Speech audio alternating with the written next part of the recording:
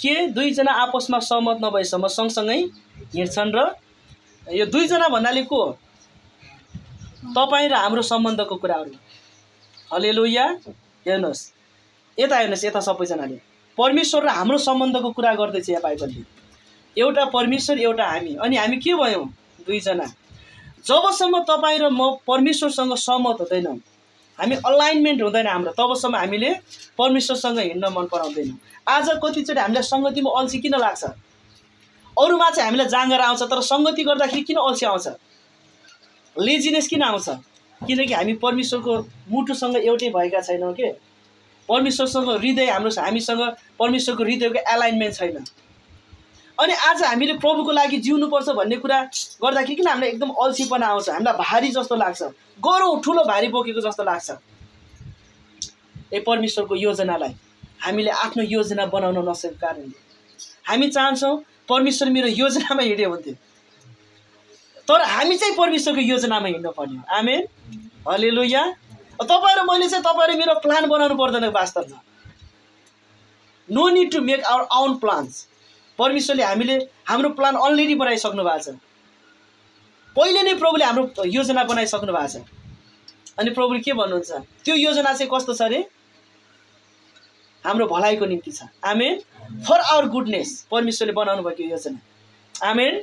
परमेश्वरले बनाउनु भएको योजना। त्यसले गर्दाखेरि प्रभुको योजना, प्रभुले हाम्रो लागि बनाएको योजनामा हामी प्रभुसँग हिँड्नको लागि के गर्नु पर्यो?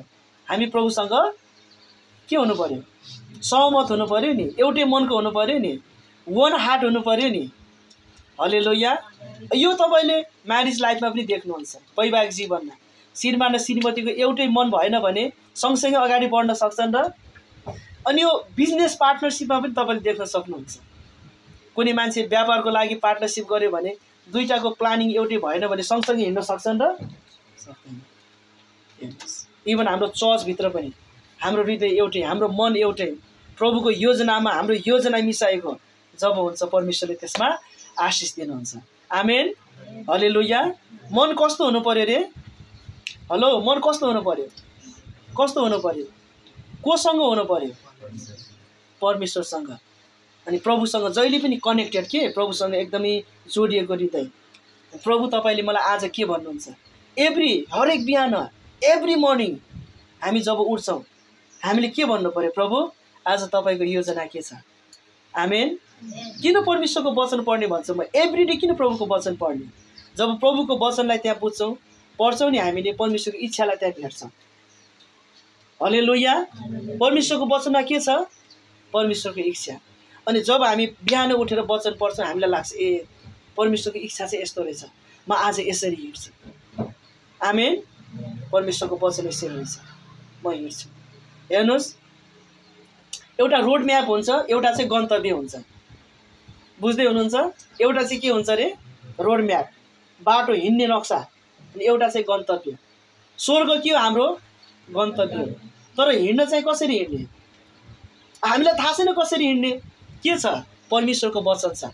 परमेश्वरको वचनले हामीलाई भन्छ तिमी यसरी हिँड, यहाँनिर नजाऊ, यता जाऊ, यसो गर त्यसो नगर, यस्तो खाऊ त्यस्तो नखाऊ, यस्तो बोल त्यस्तो नबोल। परमेश्वरको वचन के हो अरे?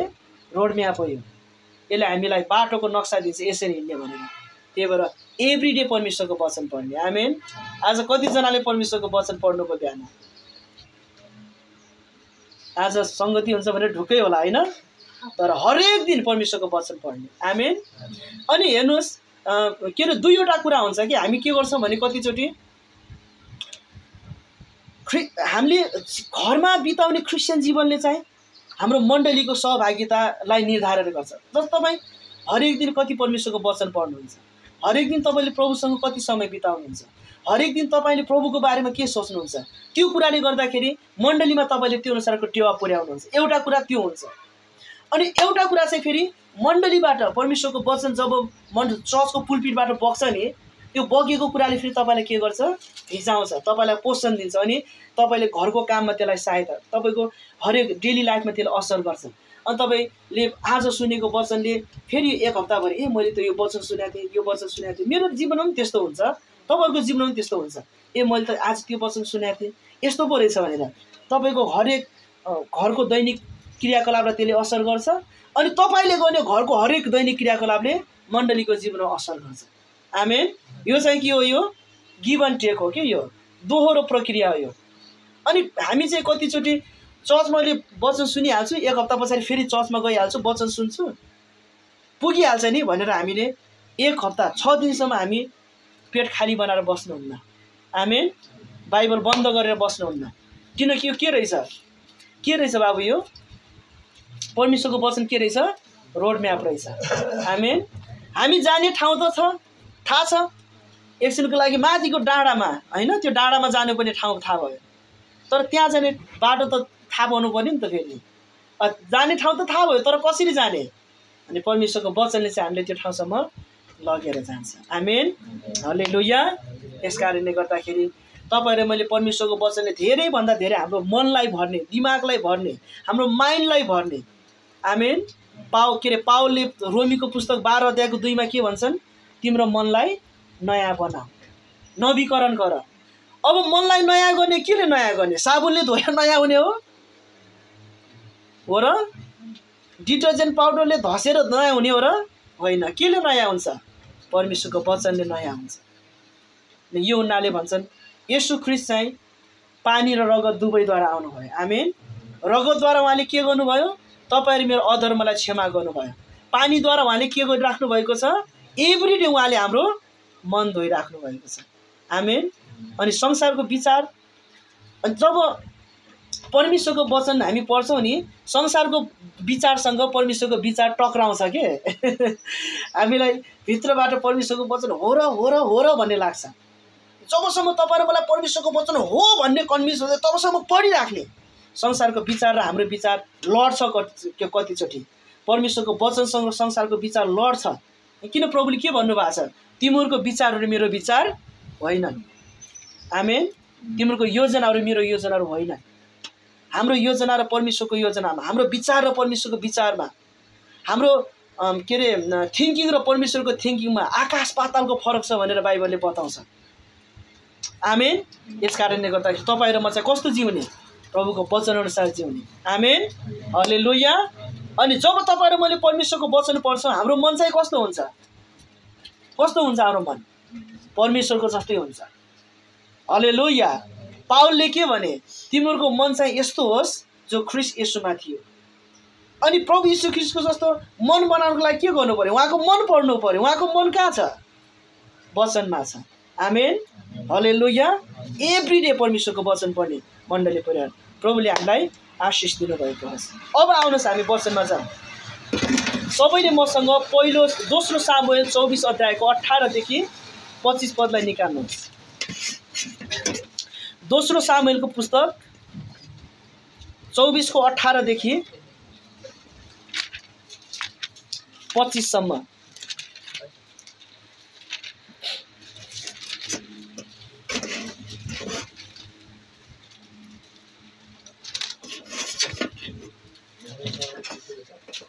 अनि यहाँ चाहिँ कस्तो छ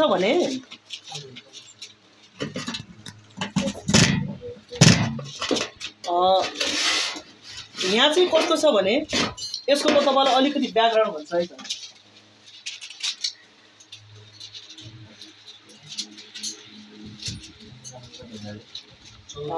24 को 18 देखि 25। दोस्रो सामुएल 24 को 18 देखि 25।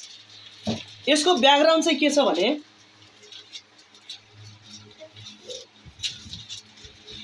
दाउद भन्ने एकजना राजा, परमेश्वरले सबै शत्रुबाट उनलाई विजय दिनुहुन्छ नि।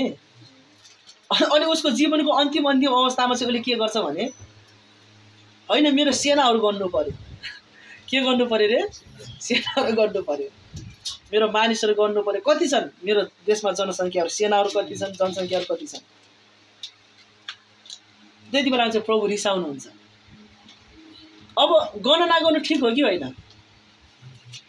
हो कि होइन? गर्नु ठिक हो कि होइन? तपाईसँग भएको पैसा गर्नु ठिक हो कि होइन? तपाईसँग भएको मान्छेले गर्नु ठिक हो कि होइन? अब दाउदले पनि गनेको हो भने कसरी गल्ती भयो त त्यहाँ?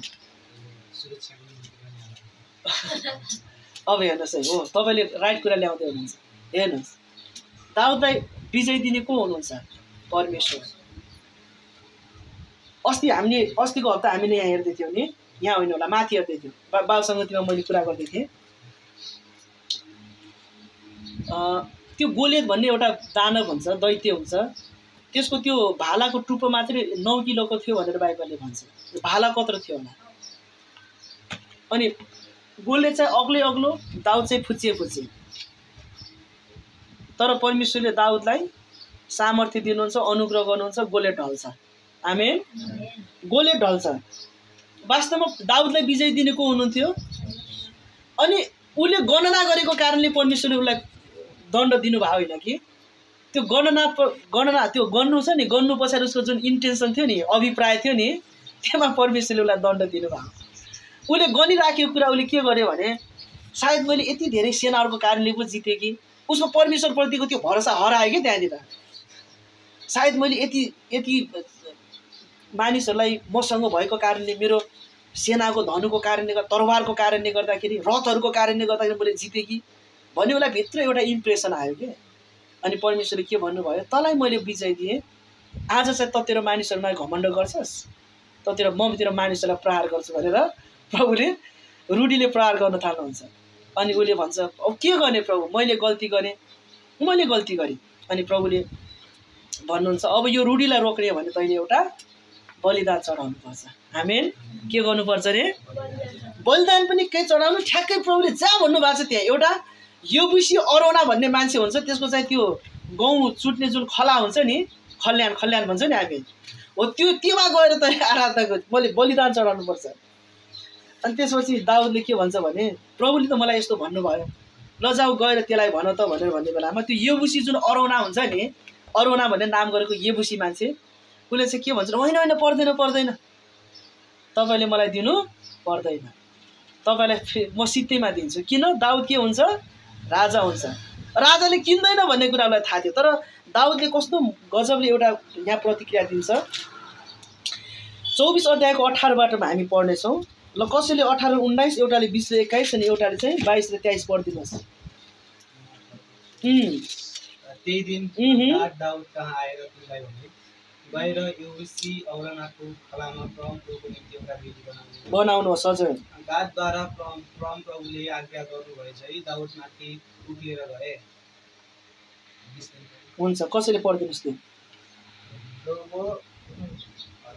अरोनाले राजा र तिनका मानिसहरूलाई आफू भएतिर आइरहेका देखे। तब तिनी गएर राजाको सामुन्ने भोक्तो परी दण्डवत गरेर भने, हजुर किन हजुरको दासलाई भेट गर्नलाई आउनुभयो? आमेन। 21 पनि पढिदिनुहोस्। दाउदले जवाब दिए, मानिसहरूमाथि चलेको यो रूढी बन्द होस् भनी परमप्रभुको निमित्त एउटा वेदी बनाउनलाई तिम्रो खला किन्न भनी म आएको हुँ। 22 र 23 एकछिनले एरोनाले दाउदलाई भने, बिन्ती छ हजुर, त्यो लानुहोस् र जस्तो योग्य सम्झिनुहुन्छ त्यस्तो बलिदान चढाउनुहोस्। होमबलिको निम्ति मसँग गोरुहरूलाई, दाउराको निम्ति तिनका जुवा र 2 डाइङहरूले काठहरू छन्। एरोनाले यो सबै राजालाई तिनका कामको निम्ति दिएर भने, परमप्रभु हजुरका परमेश्वरले हजुरलाई ग्रहण गरून्। 24 र 25 अर्को एकजना पढिदिनुहोस्। तर राजाले अरोनालाई भने, होइन म तिमीबाट किन्नेछु, पैसा नपरेको चिज लिएर परमप्रभु मेरा परमेश्वरलाई म बलिदान चढाउने छैन। यसकारण दाउदले त्यो खला र गोरुहरू चाँदीका 50 सिक्कामा किने। त्यहाँ तिनले परमप्रभुको निम्ति एउटा वेदी बनाए र होमबलि र मेलबलिहरू चढाए। तब देशको निम्ति तिनले गरेको प्रार्थना परमप्रभुले स्वीकार गर्नुभयो र इस्राएलमा चलेको रूढी थाल्यो। आमेन। त्यहाँ तिनले परमप्रभुको निम्ति एउटा वेदी बनाए। हेर्नुहोस् है त, अब बलिदान दिनुपर्ने भयो नि, अनि बलिदान दिने समयमा चाहिँ एउटा ठाउँलाई उनले खोज्छन्। त्यो ठाउँ के हुन्छ? अरोनाको खला। खला भनेको के रहेछ अरे? गहुँ चुट्ने खल्यान के। अनि प्रभुले भन्नुहुन्छ त्यही ठाउँमा तैँले बलिदान चढाउनु पर्छ। अरोनाले के भन्छ? होइन होइन हजुर, मलाई पैसा पर्दैन, मलाई तपाईँले पैसा दिनु पर्दैन, मलाई तपाईँले जस्तो हिसाबले तपाईँ गर्नुहुन्छ यो गर्नुहोस्, मलाई पैसा पर्दैन। दाउदको हृदय हेर्नुहोस्, दाउदले के भन्छन्? तर राजाले अरोनालाई भने होइन, म तिमीबाट किन्नेछु, पैसा नपरेको चिज लिएर परमप्रभु मेरा परमेश्वरलाई म बलिदान चढाउने छैन। आमेन। दाउदको कस्तो हृदय होइन? उसले के भन्छ? म मूल्य चुकाउन चाहन्छु। I want to pay the price. Hallelujah. हेर्नुहोस्, दाउदको यस्तो हृदय थियो। अनि उसले भन्छ I want to pay the price, म मूल्य तिर्न चाहन्छु।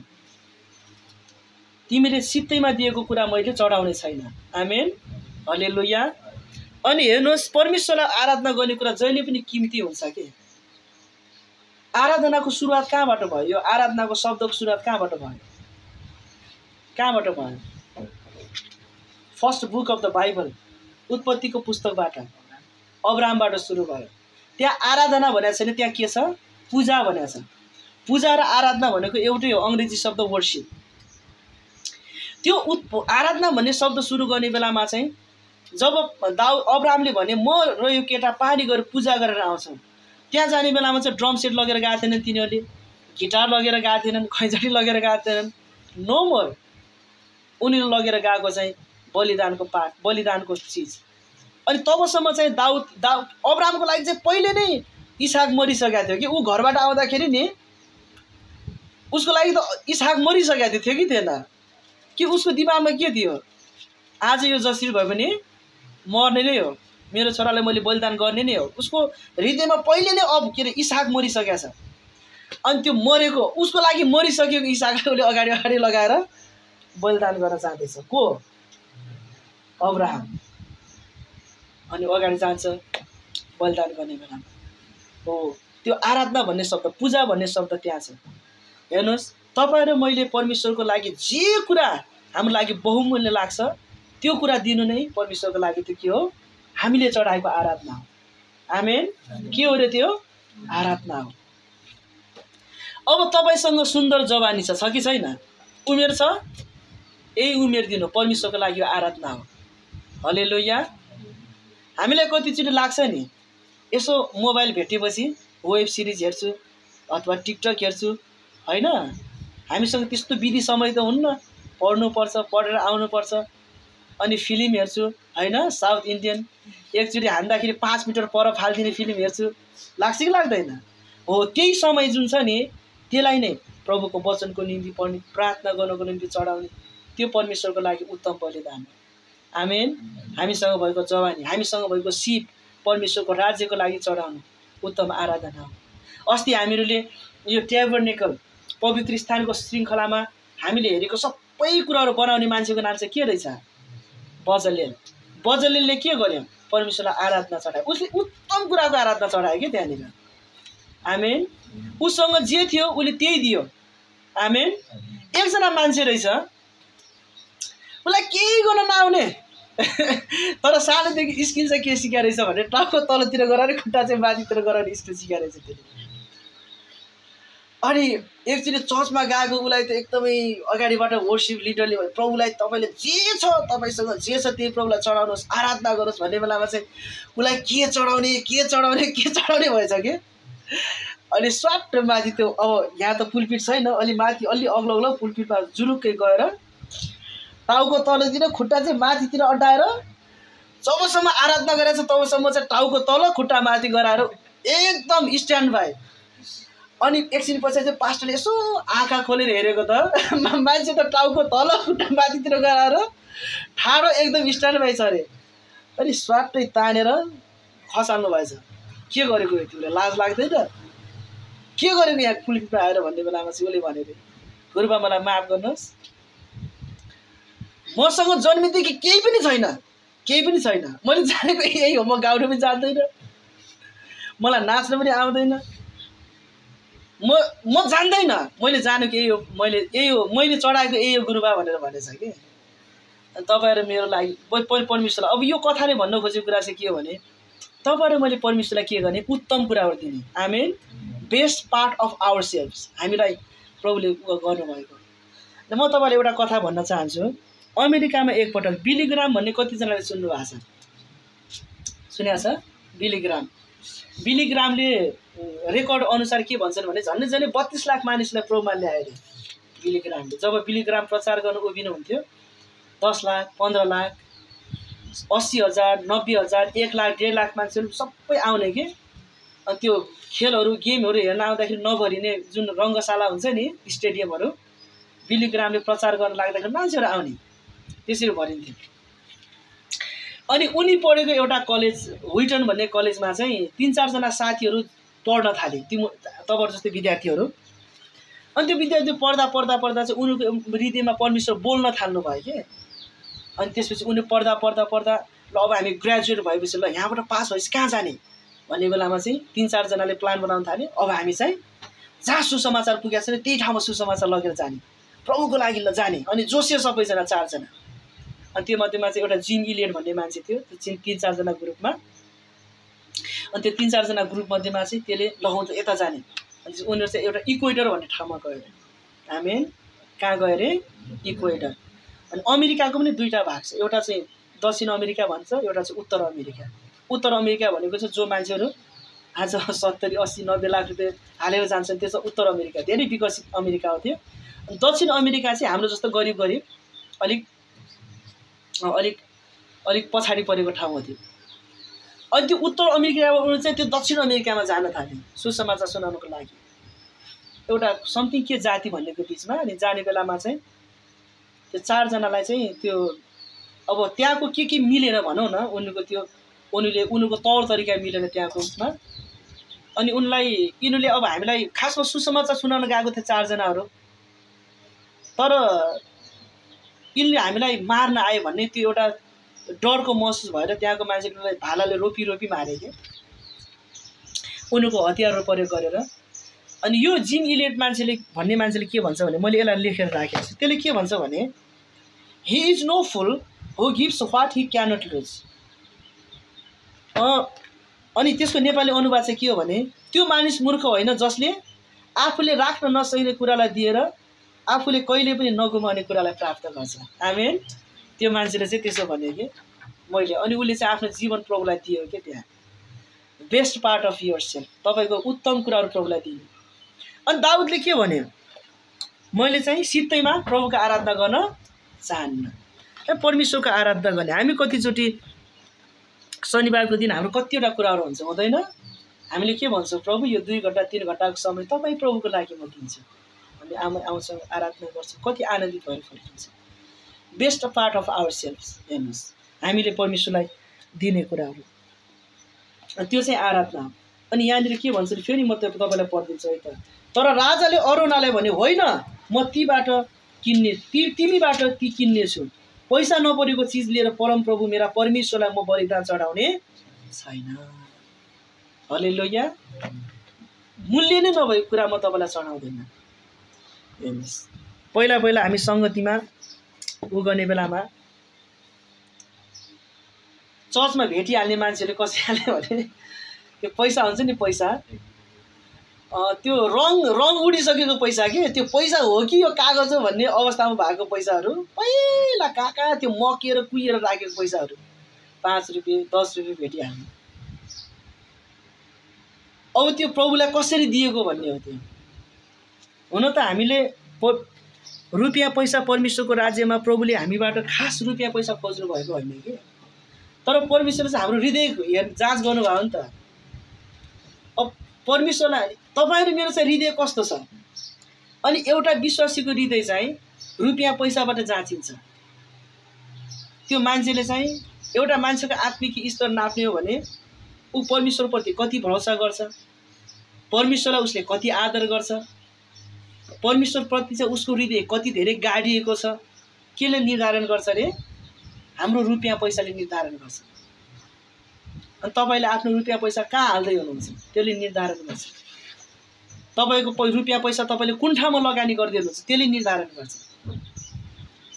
हालेलुया। यो मान्छेले चाहिँ आफ्नो रुपियाँ पैसा कहाँ? प्रभुको निम्ति।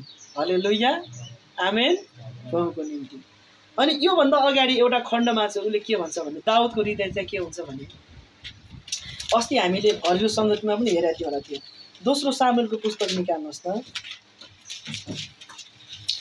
दोस्रो सामुएलको पुस्तक यसको 7 अध्यायतिर हुनुपर्छ। मैले बिर्सिनँ भने हजुर हो 7 अध्यायमा। 7 अध्यायको 1 पददेखि हामी बिस्तारै बिस्तारै पढ्दै जानेछौँ 16 पदसम्म। तपाईँहरू सबैजनाले यो 2-2वटा पद पढिदिनुहोस् यसलाई पनि। अहिले दियाबाट स्टार्ट गर्ने है लेखबाट। हजुर हुन्छ। 7 अध्यायको 1 पदबाट हामीले 14-16 पदसम्म पढ्नेछौँ। दाउदले आफैले आफ्नो महलमा सुरक्षित पारेपछि र तिनका चारैतिरका शत्रुहरूबाट परमप्रभुले तिनलाई विश्राम दिनुभएपछि तिनले नातान अगमवक्तालाई भने, म त देवदारूले बनाएको महलमा बस्दैछु, तर परमप्रभुको सन्दुक भने पालमा राखिएको छ। 3 र 4 छिटो पढिदिनुहोस्। नातानले राजालाई जवाफ दिए, ठिक्क छ, तपाईँको मानवमा जो छ सोही गर्नुहोस्। किनभने परमप्रभु तपाईँसँग हुनुहुन्छ। आमेन। त्यही रात परमप्रभुको त्यो वचन नातान कहाँ आयो। गएर मेरो दास दाउदलाई भन, परमप्रभु भन्नुहुन्छ कि मेरो निम्ति तैँले नै एउटा घर बनाउनु छ र इस्राएललाई मिश्र देशबाट ल्याएको दिनदेखि आजको दिनसम्म म कहिले कुनै घरमा बसेको छैन। जहाँ बसे पनि म पालमा नै बस्दै आएको छु। म इजरायलीसँग जहाँ पनि यात्रा गरेँ, म इजरायलहरूसँग जहाँ पनि यात्रा गरेँ, कि मैले मेरा पढ्दा इजरायलका गोठालाहरूमध्ये कुनै शासन मेरा निम्ति देवदारूको घर किन बनाइनस् भनेर सोधेर कसैले मेरा दास दाउदलाई भन, सर्वशक्तिमान परमप्रभु भन्नुहुन्छ, मैले तँलाई मेरो प्रजा इजरायलको गोठालो भनेर दुःखबाट भेडाका पछि लाग्नबाट बोलाए। 9 र 10 जहाँ त गइस म तसँग रहे र तेरो सबै शत्रुलाई तेरो बाटोदेखि नाश गरिदिए। जब पृथ्वीका प्रतिष्ठित व्यक्तिहरूका बीचमा म तेरो नाउँ महान बनाउने छु। म मेरो प्रजा इस्राएलको निम्ति एउटा स्थान नियुक्त गर्नेछु र तिनीहरूका आफ्नै एउटा वासस्थान हुनेछ र तिनीहरूलाई कसैले फेरि कहिल्यै सताउने छैन। सुरुमा गरे झैँ अनि मेरो प्रजा इस्राएलमाथि न्यायकर्ताहरू नियुक्त गरेको समयदेखि यसो तिनीहरूलाई दुष्ट मानिसहरूले अत्याचार गर्ने छैनन् म तिनीलाई तेरो सबै शत्रुदेखि विश्राम पनि दिनेछु परमेश्वरले तेरो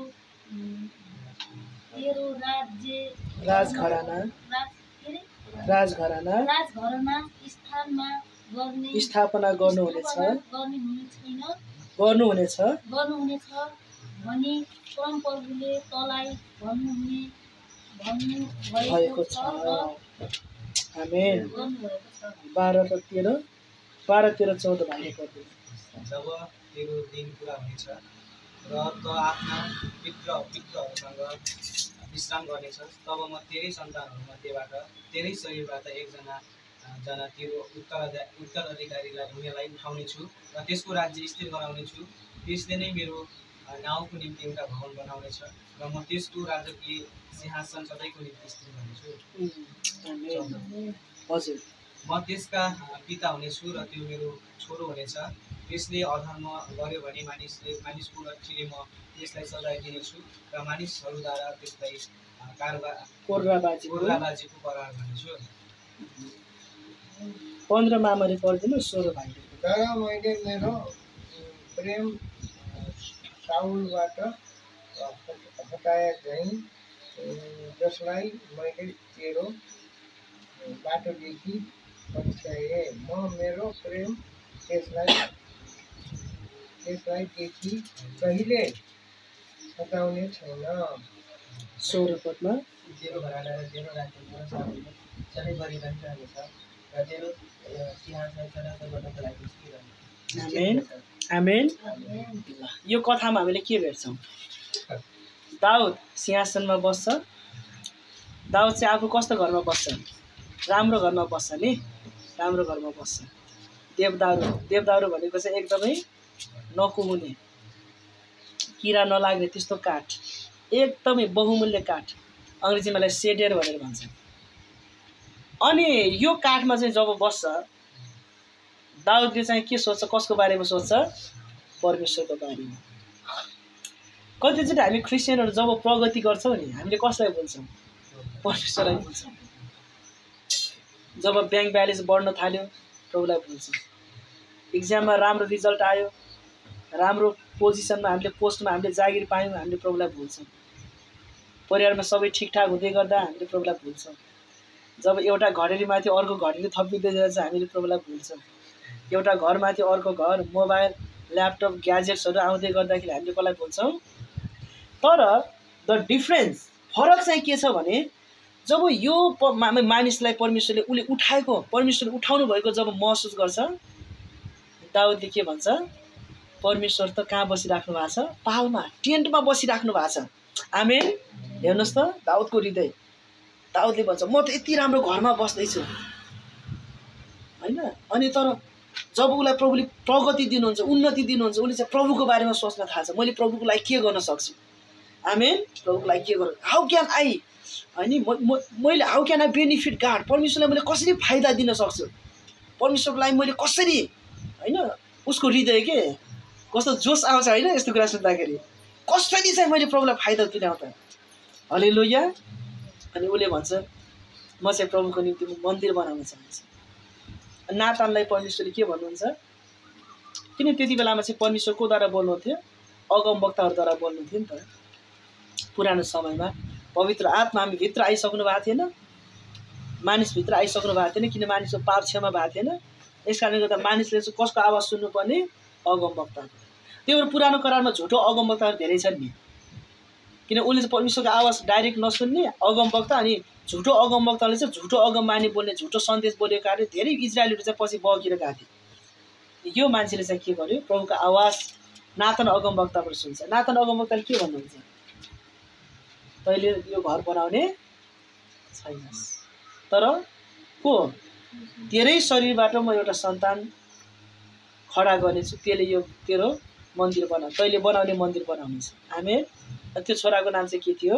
सोलोमन। हामी भन्छौँ नि सोलोमनको मन्दिर, सोलोमन्स टेम्पल भनेर।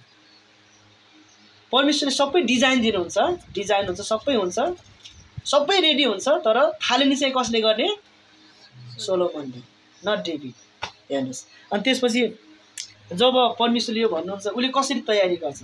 हामी पहिलो इतिहासमा फर्केर जाउँ, अगाडितिर जाउँ। पहिलो इतिहासको पुस्तक निकाल्नुहोस्, 29 अध्यायको 1 देखि 5।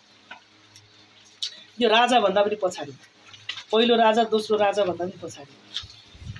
त्यो अघिको समुएल थियो नि, त्यसको पछाडि पहिलो राजा र दोस्रो राजा छ। पहिलो राजाको पुस्तक 29 अध्यायको 1 देखि 5। माफ गर्नु, पहिलो राजाभन्दा पछाडि दोस्रो राजा, त्योभन्दा पछाडि पहिलो इतिहास।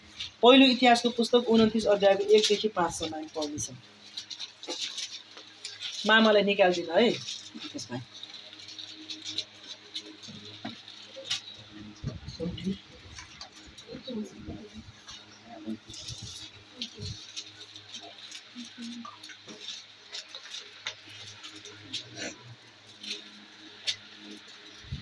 भेट्नुभयो मामा हजुरले? भेट्नुभयो? पहिलो इतिहास 29 अध्याय, first chronicles chapter 29, beginning from verse 1 होइन, पद 1 बाट हामीले सुरु गरौँ। यो चाहिँ म आफै पढिदिन्छु है।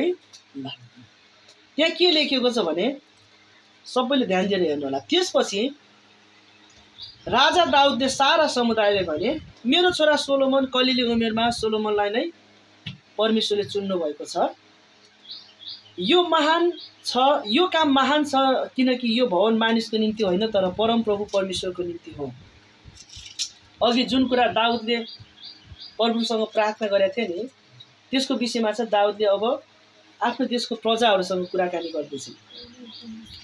2 पदमा के लेखिएको छ भने, मेरो सबै बलले भ्याएसम्म मैले मेरा परमेश्वरका मन्दिरको लागि सुनका कामको निम्ति सुन, चाँदीका कामको निम्ति चाँदी, काँसाको निम्ति काँसा, फलामको निम्ति फलाम, काठको निम्ति काठ र मणिघरको निम्ति आनिक्स, फिरोजा, विभिन्न रङका पत्थरहरू र सबै किसिमका दामी दामी ढुङ्गाहरू प्रशस्त गरी तयार पारिराखेको छ। हालेलुया। अब यो घर चाहिँ दाउदले बनाउने हो र, तर पनि दाउदको हृदय चाहिँ कस्तो छ भने नि, उसले बनाउन नपाए पनि घर चाहिँ कसको हो? परमेश्वरको। माथि के भन्छ, यो चाहिँ कोही मान्छेको निम्ति होइन, यो कसको निम्ति हो? अनि दाउदले चाहिँ यसो भनेन के, ल केटा ल सुन ल्याऊ त, चाँदी ल्याऊ त, फलाम ल्याऊ त, अनि अर्को कोही धनी मान्छेलाई खोइ तिम्रो घर बेचेर खोइ पैसा ल्याऊ त भनेर भनेन। के भन्यो? मैले बलले भ्याएसम्म। आमेन। ऊ त राजा थियो नि त, राजाले सबैलाई उर्दी लगाएको भए 2 रुपियाँ 4 रुपियाँ 5 रुपियाँ 10 रुपियाँ गरेर कति धेरै पैसा जम्मा हुन सक्थ्यो होला। तर दाउदलाई दाउदले के भन्छ? मैले मेरो बलले भ्याएसम्म, एज मच एज पोसिबल, सम्भव भएसम्म मैले के गरेको छु गरे? सुनको कामको निम्ति सुन, अनि अर्को के? चाँदीको कामको निम्ति चाँदी। जे कुराको लागि जे चाहिन्छ त्यो मैले सबै प्रशस्त गरिकन तयार पारिराखेको छु। 3 पदमा हेर्नुहोस् कति मिठो कुरा छ। त्यसबाहेक मेरो काम परमेश्वरको मन्दिरप्रति मलाई ज्यादा भक्ति भएको हुनाले मेरा परमेश्वरका मन्दिरको निम्ति म मेरो आफ्नो निजी भण्डारबाट सुन र चाँदी पनि दिँदैछु। आमेन। अर्थात् 100 टन सुन। हेर्नुहोस् है त, 100 टन, 1 टन बराबर कति हुन्छ? 100 किलो होइन? अनि 100 टन भन्नाले कति भयो? 1000 किलो होइन? 1000 केजी। अहिले 1 तोलाको सुनको पैसा कति हुन्छ? 1,75,80 कति छ होला? कति छ दिदी बहिनीलाई थाहा होला? हेर्नुहोस् है त। अनि त्यसपछि तल के भन्छ दाउदले? ल अर्थात् 100 टन सुन, 240 टन निकुर चाँदीका मन्दिरका भित्ताहरू मोहनलाई, अनि सुनका कामको निम्ति र चाँदीको कामको निम्ति पनि निपुण कारिगरले गर्ने सबै कामको निम्ति दिँदैछु। अब आज परमप्रभुलाई अर्पण गर्न को राजी छ? दाउदले के भन्छ? पहिला चाहिँ तिमीले देऊ त भनेर भन्दैन, पहिला चाहिँ आफूले दिन्छ। आमेन। उसले चाहिँ पहिला इक्जाम्पल सेट गर्छ, ल मैले चाहिँ यति दिन तयार छु, तिम्रो कति दिने? त्यसपछि तल के छ 6 पदमा? तब घरानाका नायकहरू, इस्राएलका कुलका अधिकृतहरू, 1000 र 100 का सेनापतिहरू र राजाका सेवाको जिम्मामा रहेका अधिकारीहरूले राजी खुसी साथ परम प्रभुको मन्दिरको कामको निम्ति 170 टन र 80 किलोग्राम सुन र 340 टन चाँदी, 600 टन काँसो र 3500 टन फलाम दिए। त्यसबाहेक जसका दामी दामी रत्नहरू थिए तिनीहरूले गेर्सोनी यहीएलको जिम्मामा परम प्रभुको मन्दिरका भण्डारको निम्ति दिए। मानिसहरूले आफ्ना अगुवाहरूले यसरी राजी खुसी साथ दिएकोमा आनन्द मनाए, किनकि तिनीहरूले आफ्ना हृदयको भक्ति साथ परम प्रभुको निम्ति राजी खुसीसित ती दिएका थिए। दाउद राजा पनि साह्रै आनन्दित भए। आमेन, हालेलुया। मैले हिजो यो रिसर्च गर्दै थिएँ। दाउदले चाहिँ झन्डै 20 बिलियन दियो अरे। 20 बिलियन 20 बिलियन त्यो भनेको के हो? 20 अरब दियो अरे। त्यो पनि उसमा डलरमा दियो अरे कि। अब त्यसको नेपाली कति हुन्छ भ्यालुएसन गर्दाखेरि? हेर्नुहोस् त, दाउदको हृदय चाहिँ कहाँ थियो भन्ने थियो कि। आमेन, हालेलुया। अनि प्रभु यीशुले एकपटक रुपियाँ पैसाको बारेमा कुराकानी गर्नुभयो। अनि बाइबलमा धेरै पटक चाहिँ रुपियाँ पैसा कुरा गरेको छ। प्रभुले के भन्नुभयो? जहाँ तिम्रो धन हुन्छ त्यहाँ तिम्रो मन पनि। तपाईँको धन कहाँ छ? Where are you sending your money? विदेशमा गएको मान्छे, विदेशमा गएको, इन्डियामा गएको मान्छेले पैसा कहाँ त्यही जम्मा गरेर राख्छ? के गर्छ? कहाँ कहाँ पठाउँछ? किन? उसको मन कहाँ हुन्छ? कहाँ हुन्छ? कहाँ हुन्छ दिया? मनमा हुन्छ। मन, उसको मन कहाँ हुन्छ? घरमा हुन्छ नि त। अनि हाम्रो घर चाहिँ कहाँ हो? हाम्रो मन कहाँ छ? अब हाम्रो मन संसारमा छ भने त हामी दिन सक्दैनौँ। 10 रुपियाँ दिँदाखेरि हामीलाई कन लाग्छ। अस्ति एकजना फेसबुकमा एउटा भिडियो धेरै भाइरल भएको थियो। मैले वर्षमा चाहिँ 40-50 हजार रुपियाँ दशांश दिन्थेँ। मैले 12 वर्षसम्म त्यसरी दिएँ। पास्टर मलाई अरू केही चाहिँदैन, मेरो दशांश दियो भनेर एकजना दिदीले झगडा गरिरहेको थियो। हेर्नुहोस्, आज हामीसँग त्यस्तो कुराहरू भइरहेको छ कि दिने कुरामा। अनि दाउदलाई चाहिँ परमेश्वरले भन्नुहुन्छ, दाउदलाई चाहिँ प्रभुले दे त दे दाउद, मलाई त यहाँ पालमा गाह्रो भयो, गर्मी भयो भन्नुभयो। प्रभुले कस्तो गर्मी भएको छ, घामले तताउँछ, मलाई एउटा छिट्टै घर बनाएको थियो। प्रभुले भन्नु भएन। अनि प्रभु त्यो घरमा पनि बस्नुहुन्थेन। तर दाउदले के भन्यो? प्रभु म तपाईँको लागि घर बनाउँछु। उसको मन कहाँ थियो? कहाँ थियो उसको मन? माथि थियो। अनि पावलले कलसीको पुस्तकमा के भन्छ? तिम्रो मन, तिम्रो आँखा मन माथिको कुराहरूमा लगाऊ। हालेलुया।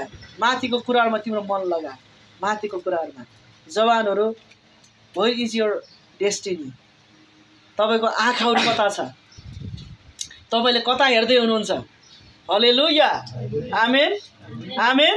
प्रभुलाई महिमा भएकोस्। दाउदले कस्तो गजबसँग यो कुरा गर्छ कि प्रभु म तपाईँलाई दिन चाहन्छु। जब दाउदले दियो, अरू मान्छेले के गरे? दिन थाले। लगभग 20 बिलियन US डलर उनले दिए। हेर्नुहोस्, मैले फेरि पनि भन्दैछु, परमेश्वरको राज्य हो। तपाईँले मेरो पैसाको प्रभु भोग हुनुहुन्न। प्रभुलाई तपाईँले मेरो पैसा चाहिएको पनि होइन, नभए प्रभु मर्नु पनि हुन्न। किन? हागरी 2:8 के लेखेको छ? सुन मेरो हो, चाँदी पनि मेरै हो। परमेश्वर ऐश्वर्यको परमेश्वर हुनुहुन्छ। अनि स्वर्गमा के छ? बाइबलले भन्छ त्यहाँ चाहिँ सुनको सडक छ। आमेन, हालेलुया। सुनले मोरीको दरबारमा प्रभुले तपाईँले मलाई बसाल्नुहुन्छ। त तलको सुन जान्न, माथि तलको सुन तलै युज हुन्छ। हेर्नुहोस्, तर प्रभुले के भन्नु? कस्तो अचम्मको कुरा। हाम्रो मन चाहिँ कहाँ छ? प्रभुले भन्नुभयो तिम्रो धन जहाँ हुन्छ तिम्रो मन पनि जहाँ हुन्छ।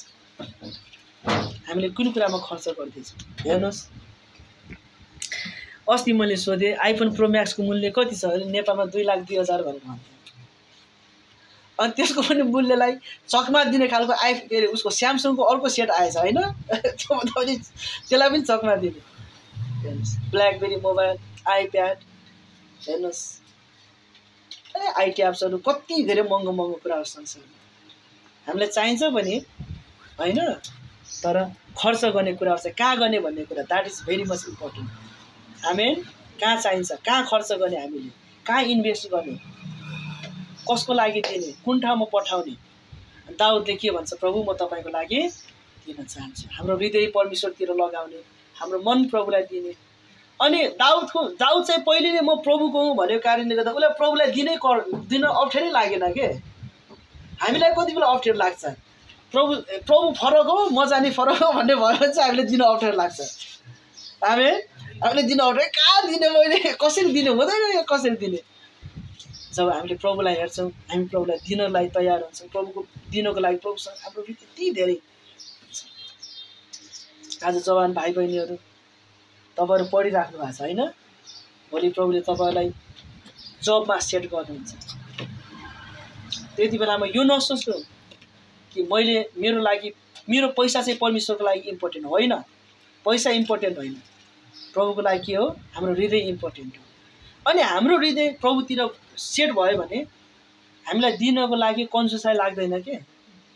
हामीलाई दिनको लागि दिने भन्ने कुरा पैसा मात्रै होइन नि, दिने भनेको त समय हो नि प्रभुलाई।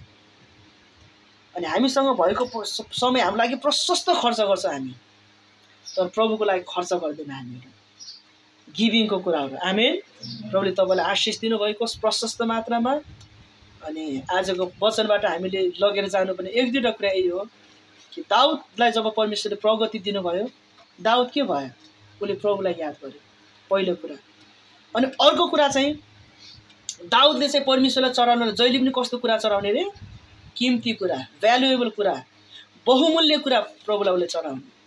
अनि अर्को कुरा चाहिँ हेर्नुहोस्, अब त्यो मन्दिर बनाएको कारणले गर्दाखेरि दाउदको नाम त्यो मन्दिरमा आउँथेन, तर पनि त्यो काम चाहिँ कसको थियो, दाउदको काम थियो कि प्रभुको काम थियो।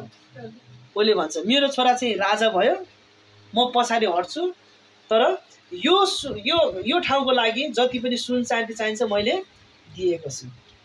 हल्लेलुया। 100 टन सुन। छक्क पर्ने कुरा। प्रभुलाई धन्यवाद होस्। उसले चाहिँ जब हामीले प्रभुलाई दिन थाल्छौँ, मेरा नाम आओस् चाहे नआओस्, आमेन, कसैले मेरो बारेमा नाउँ पुकारा गरोस् चाहे नगरोस्, हामीले प्रभुलाई फेथफुल्ली दिन्छौँ, इमान्दार भएर दिन्छौँ। प्रभुले यहाँ सबैजनालाई आशिष दिनुभयो।